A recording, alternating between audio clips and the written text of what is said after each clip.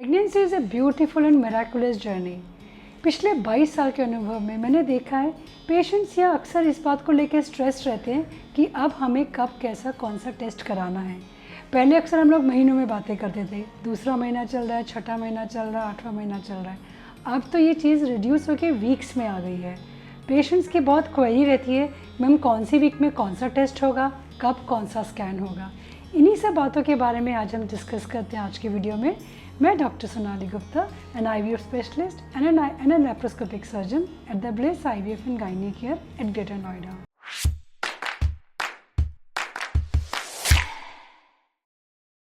अगर हम बात करें प्रीनेटल स्क्रीनिंग टेस्ट के बारे में, यानी कि गर्भावस्था के दौरान किए जाने वाली जांचों के बारे में, तो इनको हम दो भागों में बांट देते हैं। एक होते हैं अल्ट्रासाउंड स्कैन्स, एक होते हैं कुछ ब्लड की जांचें। आइए हम बताते हैं आपको अल्ट्रासाउंड स्कैन को हम लोग कब कब कौन कौन से हफ्तों में या महीनों में क्या क्या करवाना चाहिए और उनकी क्या इम्पोर्टेंस होती है। सबसे बड़ी बात ये जान लीजिए कि गर्भावस्था के दौरान जांच कराने से फ़ायदा क्या होता है। हमको गर्भ में पल रहे बच्चे के अंदर में पाने जाने वाली जेनेटिक मैलफॉर्मेशंस और यहाँ तक कि स्ट्रक्चरल डिफेक्ट, यानी कि कोई अनुवांशिक उसमें कुछ विकृति तो नहीं है, या बच्चे में कोई सिंगल किडनी, 6 उंगलियाँ, क्लेफ्ट लिप, कोई ऐसी प्रॉब्लम तो नहीं है जिसके कारण से बच्चे को पैदा होने के बाद में कोई लाइफ में रिस्क या कोई चैलेंजेस फेस करने पड़े। इन सब चीज़ों के बारे में अगर हमको गर्भ में ही पता पड़ जाएगा तो ना सिर्फ हम उस गर्भ में पल रहे बच्चे की लाइफ के बारे में हम लोग एक इम्पॉर्टेंट डिसीज़न ले सकते हैं, बल्कि वो जो कपल जो एक पति और पत्नी उस गर्भ के लिए इतने सपने जो रहे हैं, उनको भी अंदाज़ा रहेगा कि जो उनका अंदर में बच्चा है वो बिल्कुल स्वस्थ है, उसमें कोई चैलेंजेस तो नहीं है। जहाँ तक रही बात अल्ट्रासाउंड के लिए, हम लोग अल्ट्रासाउंड को कब कब करवाना चाहिए। पहले का ज़माना था जब हमने 22 साल पहले प्रैक्टिस शुरू किया था तो सिर्फ 2 या 3 बार मरीज हमारे पास में अल्ट्रासाउंड करवाते थे। पहले 3 महीने में, एक 5वें महीने में और एक अंत में डिलीवरी के समय पर। लेकिन आजकल कुछ ज़्यादा ही चैलेंजेस भी हम लोग फेस कर रहे हैं, ख़ास तौर पे तब जब ये प्रेगनेंसी किसी ट्रीटमेंट के द्वारा लगी जाती है। ऐसे केसेस में वो प्रेगनेंसी सही जगह पर है कि नहीं है, इसको पता करने के लिए हम लोग कई बार बहुत अर्ली स्कैन्स करते हैं, जैसे कि 3 to 6 वीक्स में आप मान सकते हैं, यानी कि आपका महीना मिस होने के 2 से 3 हफ्ते में भी हम लोग अल्ट्रासाउंड करके ये पता लगा सकते हैं कि प्रेगनेंसी अपने सही स्थान पे है, यानी कि यूट्राइन कैविटी के अंदर है, ना कि ट्यूब के अंदर है। अगर ट्यूब में प्रेगनेंसी होती है तो इसको हम लोग एक्टोपिक प्रेगनेंसी कहते हैं। ये एक लाइफ थ्रेटनिंग सिचुएशंस है मदर के लिए। इसको अगर सही समय पर पता लगा लेंगे तो हम मदर की लाइफ को बचा सकते हैं, बल्कि उसका ट्रीटमेंट नॉन सर्जिकल तरीके से मेडिसिन के द्वारा भी किया जा सकता है। तो एक बहुत ही इम्पॉर्टेंट और वैल्यूबल इंफॉर्मेशन हमको मिल जाएगी सही समय पर। तो हम लोग अगर बहुत अर्ली में स्कैन करते हैं, बोले तो 3 से 6 हफ्ते के बीच में, हमको क्या क्या पता चल सकता है, कितनी प्रेगनेंसीज़ हैं। जैसा कि मैंने आपको बताया, आजकल प्रेगनेंसीज़ को हम लोग बहुत ट्रीटमेंट के बाद में करते हैं। ऐसे केसेस में ट्विन प्रेगनेंसीज़ या ट्रिपलेट के चांसेस या 2 या 3 बच्चों के चांसेस होते हैं। तो हमको सही नंबर पता पड़ जाएंगे, 2 बच्चे हैं, 3 बच्चे हैं या 1 बच्चा है, सही स्थान पर है, बच्चे की हार्ट बीट आ गई है। और अगर हम लोग इसी स्कैन को 3 महीने के आसपास करते हैं या 12 हफ्ते के पास में करते हैं, तो उसमें हम लोग एक क्रोमोसोम एनॉमली के लिए स्कैन करते हैं, जिसको कि हम लोग NT-NB स्कैन करते हैं। सो हमने क्या पता लगाया कि बच्चा एकदम सही स्थान पर है। इसके साथ साथ हमको एक और इन्फॉर्मेशन मिल जाती है जो बहुत इंपॉर्टेंट होती है कि बच्चे की ड्यू डेट कब है, डिलीवरी का कौन सा डेट है जब बच्चा का प्लान कर सकते हैं हम लोग डिलीवरी। तो एटलीस्ट हमको उस हिसाब से अपनी प्लानिंग कर सकते हैं। कुछ केसेस में ऐसा पाया जाता है जिसमें बच्चेदानी के अंदर कोई मैलफॉर्मेशंस होती हैं, कोई सेप्टम होता है या कई बार 2 बच्चेदानी, जिसको हम लोग बायकॉर्नियोट यूट्रस कहते हैं। ऐसी स्थिति में भी हमको अर्ली स्कैन्स में पता लग जाता है कि बच्चा कौन से हॉर्न में है, वो कंपैटिबल टू लाइफ है कि नहीं है। उसमें हमको कोई एक्स्ट्रा एडिशनल सपोर्ट देना पड़ेगा कि बच्चा सस्टेन कर सके। ऐसा तो नहीं बच्चे को आगे जाके कोई मिसकैरेजेस के चैलेंजेस हों, तो उनको हम लोग जो भी करेक्टिव एक्शंस है वो टाइमली कर सकते हैं। तो ये हुई बात पहले 3 महीने के स्कैन की। जैसे हमारा तीसरा महीना ख़त्म होने को आता है, यानी 12 हफ्ता, 12 हफ्ते पे हम लोग एक बहुत इंपॉर्टेंट स्कैन कहते हैं, जिसको हम लोग NT-NB या फिर नेज़ल बोन और न्यूक्लियर ट्रांसल्यूसेंसी स्कैन, साथ में डक्टस वेनोसस करते हैं। ये एक सॉफ्ट टिश्यू मार्कर है, कि बच्चे में क्रोमोसोम एनॉमली जैसे कि डाउन सिंड्रोम, पटायो या एडवर्ड सिंड्रोम है, उसके सॉफ्ट टिश्यू मार्कर्स में हमको मिल जाता है। जैसे बच्चे की नाक की हड्डी छोटी होती है या उसकी रीढ़ की हड्डी के पीछे का स्पेस बड़ा होता है, ब्रेन का डेवलपमेंट ठीक हो रहा है, स्पाइनल कॉर्ड ठीक है। इन सब चीज़ों के साथ में हम लोग कुछ ब्लड टेस्ट को मिला के ये डिसाइड करते हैं कि ये प्रेगनेंसी कंटिन्यू करने के लायक है, इसमें कोई मेजर कंजेनाइटल मैलफॉर्मेशन नहीं है या कोई जन्मादि विकृति जैसे कि क्रोमोसोम 21 की अनॉमलीज। हम लोग अक्सर बातें करते हैं डाउन बेबी के बारे में, ऐसा तो कुछ नहीं है। जब हमारा 12 वीक्स कंप्लीट हो जाता है तो हमारा एटलीस्ट एक पायदान क्लियर हो गया। We are done with your first trimester scan.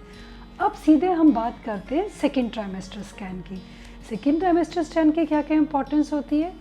In case अगर हमारे फर्स्ट ट्राइमेस्टर स्कैन में कुछ हमको चैलेंजिंग लगता है या कुछ सस्पिशियस लगता है, हम फिर भी बच्चे को समय देते हैं ग्रो करने का, ताकि हम इसको फाइनली डिसाइड कर सकें कि इस बच्चे के आगे फ्यूचर की लाइफ में कुछ चैलेंज तो नहीं आएगा। इसको हम लोग कहते हैं टारगेटेड एनॉमली स्कैन या फिर लेवल 2 स्कैन, जिसमें बच्चे के प्रत्येक अंग के बारे में डिटेलिंग होती है, उनके लीवर, किडनीज, गॉल ब्लैडर, उनका intestines, brain, spinal cord, nose, lips, even palate, fingers, club foot, foetal anomalies, limbs anomalies, किसी भी तरह की कोई विकृति तो बच्चे के अंदर में नहीं है। एटलीस्ट इस स्कैन के बाद में हम ये इंश्योर कर सकते हैं कि अगर आगे की प्रेगनेंसी में हमने प्रॉपर खान पान अपना क्लियर रखा, कोई इन्फेक्शंस अगर नहीं होते, तो बच्चा हमारा बिल्कुल स्वस्थ पैदा होगा, उसके अंदर कुछ भी मैलफॉर्मेशंस या डिफेक्ट नहीं होगा। Level 2 scan is very important. ये कब किया जाता है? ये किया जाता है 19 से 20 हफ्ते में। आजकल हम लोग इसको 22 हफ्ते तक भी कंटिन्यू कर सकते हैं, अगर हमको उसके अंदर कुछ कार्डिक एनॉमली को भी इन्वॉल्व करना है, जो कि 20 हफ्ते के बाद में हमको क्लियरली दिखती है। एक बात मैं आपसे शेयर करना चाहूँगी, अगर बाई चांस बच्चे में कुछ ऐसी विकृति निकलती है जो कंपैटिबल टू लाइफ नहीं है, पहले गवर्नमेंट ऑफ इंडिया ने हमको केवल 20 हफ्ते तक ही अलाउ किया था कि हम उस प्रेगनेंसी को डिसकंटिन्यू कर सकते हैं। अभी रिसेंटली सुप्रीम कोर्ट के ऑर्डर से ये एक पेशेंट में कुछ प्रॉब्लम निकला था बच्चे में हार्ट का, तो हमको 24 वीक्स तक भी अगर बच्चे की लाइफ कंपैटिबल नहीं होती है अपने इंडिपेंडेंट जीने के लिए, तो ऐसे बच्चे को हम लोग प्रेगनेंसी को मेडिकल टर्मिनेशन ऑफ प्रेगनेंसी के माध्यम से डिसकंटिन्यू कर सकते हैं टिल 24 वीक्स। तो तब तक हमको एटलीस्ट ये स्कैन के द्वारा ये इंश्योर कर लेना चाहिए कि बच्चा हमारा जिसको हम जन्म देने वाले हैं उसमें कुछ ऐसी प्रॉब्लम तो नहीं है जिसको लेके वो लाइफ लॉन्ग या तो अपंग रहेगा या डिपेंडेंट रहेगा या फिर किसी न किसी चैलेंज को फेस करेगा, जो कि पूरे एक परिवार के लिए ट्रॉमेटिक हो जाता है। तो अगर हम लोग सेकेंड ट्राइमेस्टर स्कैन्स के बारे में बात करें, तो अगर फर्स्ट लेवल स्कैन में कुछ भी चीज़ हमको सस्पिशियस मिलती है या जैसे हम लोग स्क्रीनिंग टेस्ट बोलते हैं, स्क्रीनिंग टेस्ट में अगर कुछ हमको लगता है कि इसमें कुछ प्रॉब्लम है, उसको हम लोग सेकेंड लेवल स्कैन में कंफर्म करते हैं by the process of chorionic villous biopsy, CVS या फिर एमिनोसेंटेसिस। इनका अर्थ क्या होता है? अगर हम लोग 11 से 13 हफ्ते के बीच की बात करेंगे, तो बच्चे की जो प्लेसेंटा या खेड़ी बन रही होती है, उसमें से हम लोग एक छोटा सा बायोप्सी का पीस लेकर के बच्चे की जेनेटिक एनालिसिस कर लेते हैं। और अगर हमको थोड़ा और लेटर स्टेज में करना होता है 15 से 18 हफ्ते के बीच में, तो ऐसे में जो बच्चा थैली में होता है उसके अंदर एक पानी पाया जाता है जिसको हम लोग एमनियोटिक फ्लूइड कहते हैं। उसको हम लोग एक महीन सी नीडल के माध्यम से पानी को निकाल के उसकी भी स्टडी करके हम लोग काफ़ी एनालिसिस से हम लोग कंफर्मेटिव टेस्ट करते हैं कि बच्चे के अंदर कुछ जेनेटिक प्रॉब्लम तो नहीं है। केवल स्क्रीनिंग टेस्ट के बाद ही हम लोग बच्चे को डिसकंटिन्यू करने की राय कभी नहीं देते हैं। अगर कोई शक आ रहा है तो उसको हम लोग कंफर्मेटिव टेस्ट करेंगे। कंफर्मेटिव टेस्ट में कई बार होता है कि जिसकी स्क्रीनिंग टेस्ट में रिपोर्ट गड़बड़ निकलती है, कंफर्मेटिव टेस्ट में पाया जाता है कि वो बच्चा बिल्कुल नॉर्मल है, हम उस प्रेगनेंसी को एज रूटीन कंटिन्यू कर सकते हैं। तो before confirmation never take any decision to discontinue the pregnancies. अब आती है बात थर्ड ट्राइमेस्टर की। अब जैसे हमारा सेकेंड ट्राइमेस्टर में हमने सब कुछ देख लिया, बच्चे का पानी ठीक है, खेड़ी सही जगह पे है, बच्चे के नंबर हमको पता है, जेस्टेशन एज हमको पता पड़ गई है और उसमें कोई विकृति नहीं है। उसके बाद हमको बार बार स्कैन करने की बहुत आवश्यकता नहीं होती है, बशर्ते हमारी प्रेग्नेंट जो फीमेल है मदर, जो वुड बी मदर है, वो प्रॉपर डाइट ले रही है, एक्सरसाइज कर रही है, रूटीनली अपने गायनेक के एडवाइजेस को फॉलो कर रही है और उनका प्रेगनेंसी और वेट गेन वैसे ही चल रहा है जैसे कि अपेक्षित होता है। अब आती है बात थर्ड ट्राइमेस्टर में। थर्ड ट्राइमेस्टर का बोले तो 36 वीक्स के आसपास में, जब बच्चा 9वें महीने का हो रहा होता है, उस समय हमको स्कैन करने में क्या क्या लाभ मिल सकता है। सबसे इम्पॉर्टेंट चीज़ है, बच्चा एक मछली की तरह होता है जो लगातार मूवमेंट में रहता है, कभी सीधा होता है, कभी उल्टा होता है, कभी घूम रहा होता है। इससे पहले कभी भी स्कैन में अगर बच्चा उल्टा भी पाया जाएगा तो उस पर हमको कुछ भी प्रॉब्लम नहीं होता है, कुछ उस पर रिएक्ट नहीं करना होता। लेकिन 36 वीक्स में जब हम लोग फाइनल स्कैन करते हैं तब बच्चे की पोजीशन लगभग फिक्स हो जाती है। यानी अगर बच्चा सर नीचे है, जिसको हम लोग सीधा बच्चा बोलते हैं, और अगर बच्चे का सर ऊपर है तो उसको हम लोग उल्टा या ब्रीच पोजीशन कहते हैं। तो बच्चे की पोजीशन फिक्स हो जाती है कि बच्चा सीधा पैदा होगा या उल्टा पैदा होगा। उसका एस्टिमेटेड वेट हमको मिल जाता है, उसमें कहीं पानी की कमी तो नहीं हो रही है, जो कि नॉर्मल डिलीवरी के लिए बहुत एसेंशियल है। प्लेसेंटा, जो कि हम लोग खेड़ी की बात करते हैं, अगर खेड़ी की पोजीशन नीचे की तरफ है तो वो एक लाइफ थ्रेटनिंग सिचुएशन है। ऐसे में हम लोग कभी भी नॉर्मल डिलीवरी की राय नहीं देते हैं। तो प्लेसेंटा की पोजीशन कहाँ है ये भी डिटरमाइन करना बहुत ज़रूरी है। एक और चीज़ होती है जो बहुत इंपॉर्टेंट होती है, आजकल अक्सर पाया जाता है बच्चे अपने गले में नाल लपेट के आ जाते हैं, जिसको कि अम्बिलिकल कॉर्ड बोलते हैं। जैसे बच्चे पेट में घूमते रहते तो घूमने के दौरान उनके अपने ही अम्बिलिकल कॉर्ड को उनके गले में लपेटे आ जाते हैं। अगर ये लपेटे 2 या 2 से अधिक होते हैं तो उसमें कई बार उनकी लाइफ का रिस्क होता है ड्यूरिंग नॉर्मल डिलीवरी। इस चीज़ की जानकारी हमको अल्ट्रासाउंड में कलर डॉपलर के माध्यम से मिलती है, जो कि हम थर्ड ट्राइमेस्टर में कराते हैं।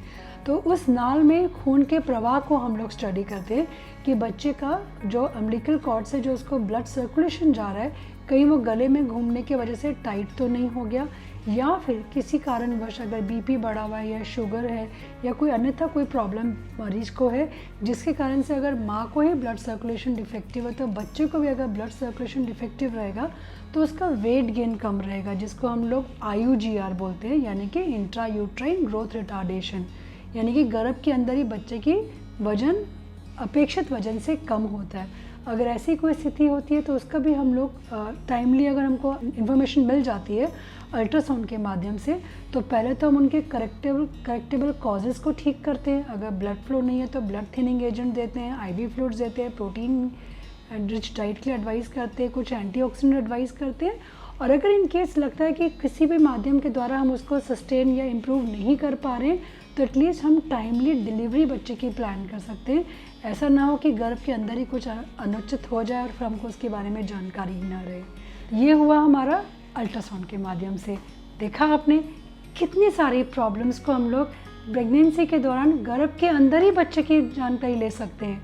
एक तरह से हमारी खिड़की है ये, जिसके द्वारा हम खोल के अपने बच्चे को देखते रहते हैं, हमारा बेबी फिट है कि नहीं है, उसे कुछ प्रॉब्लम तो नहीं हो रही है, या कुछ उसकी कुछ ऐसी चीज़ें हैं जो हमको उसको ऐड ऑन करना है, या कोई चीज़ें जो मिसिंग है या कमी है जिसको हम लोग समय रहते पूरा कर देंगे तो हमको एक स्वस्थ बेबी मिलना इंश्योर हो जाएगा।